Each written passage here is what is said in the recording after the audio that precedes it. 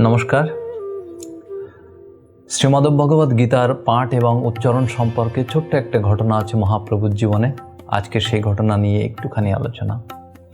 আমরা অনেকেই মনে করি যে শ্রীমদ্ভগবদ্ গীতা পাঠ করতে গেলে বা পড়তে গেলে বা অধ্যয়ন করতে গেলে যদি ভুল হয়, উচ্চারণ না জানি বা এরকম অনেক অসংখ্য ত্রুটি হয়, তাহলে হয়তো আমাদের অনেক পাপ হয় বা আমাদের অনেক অকল্যাণ হয়, এরকম ভয় থাকে। সেই প্রসঙ্গে ঘটনাটা, শ্রদ্ধা ছাড়া শাস্ত্র কেবল শব্দমাত্র হয়ে যায়। এটি দক্ষিণ ভারত ভ্রমণের সময়ের একটি ঘটনা। মহাপ্রভু সেখানে এক সরল ব্রাহ্মণ প্রতিদিন ভগবদ্ গীতা পাঠ করতেন, যার সংস্কৃত উচ্চারণ শুদ্ধ ছিল না, কিন্তু তিনি ভক্তিভরে শ্রদ্ধায় গীতার সারতত্ত্ব উপলব্ধি করতে পেরেছিলেন। তাই মহাপ্রভু তাকে বলেছিলেন, তুমিও গীতার অর্থ বুঝেছ সার। ঘটনাটা এমন, সেই ক্ষেত্রে রহে এক বৈষ্ণব ব্রাহ্মণ, দেবালয়ে বসি করে গীতা আবর্তন।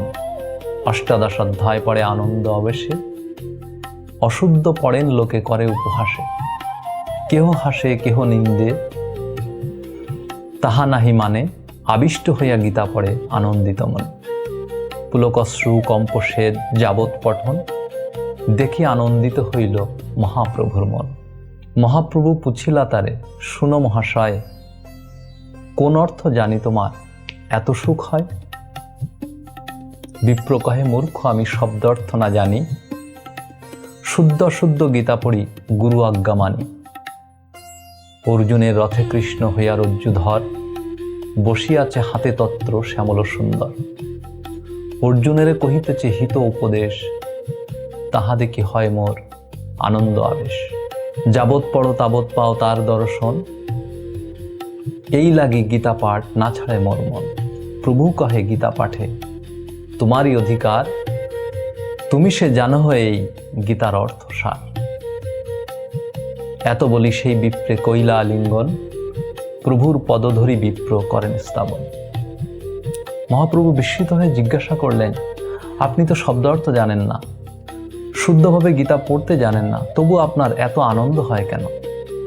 তখন সেই ব্রাহ্মণ সরল হৃদয়ে বললেন, আমি মূর্খ, শব্দার্থ জানি না, গুরুদেবের আজ্ঞায় গীতা পাঠ করি। কিন্তু যখন দেখি শ্যামল সুন্দর ভগবান শ্রীকৃষ্ণ স্বয়ং রথের উপরে বসে আছেন এবং তার প্রিয় ভক্ত অর্জুনকে উপদেশ দিচ্ছেন, সেই অপূর্ব রূপ দর্শন করে আমি আনন্দে আবিষ্ট হয়ে যাই।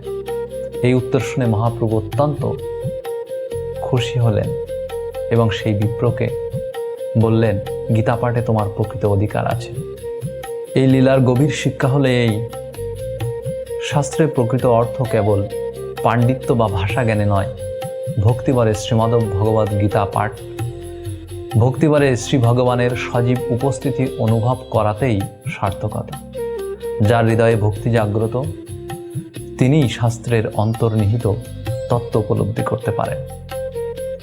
অতএব ভক্তির অশ্রু যেখানে প্রবাহিত হয়, সেখানেই শাস্ত্রের প্রকৃত অর্থ উদ্ভাসিত হয়। নমস্কার।